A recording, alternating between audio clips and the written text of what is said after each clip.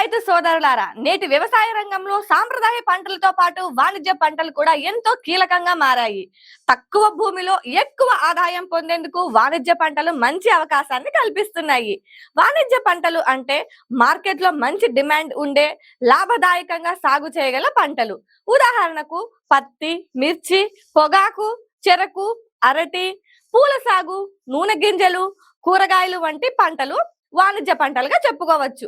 ఈ పంటల ద్వారా ఎక్కువ దిగుబడి, మంచి మార్కెట్ ధర, స్థిరమైన ఆదాయం సాధ్యమవుతుంది. అయితే రైతులు కొన్ని విషయాలపై ప్రత్యేక శ్రద్ధ వహించాలి.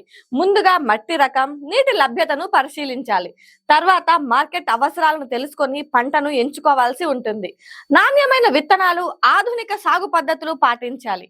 ప్రభుత్వం కూడా వాణిజ్య పంటల సాగుకు సబ్సిడీలు, శిక్షణ కార్యక్రమాలు, రైతు భరోసా పథకాలు అందిస్తోంది. కాబట్టి రైతు సోదరులారా, సరైన సమాచారం, ఆధునిక పద్ధతులతో వాణిజ్య పంటలను సాగు చేసి మీ కుటుంబ ఆర్థిక స్థితిని మరింత మెరుగుపరచుకోండి. రైతే రాజు, వ్యవసాయమే దేశానికి పునాది. ధన్యవాదాలు.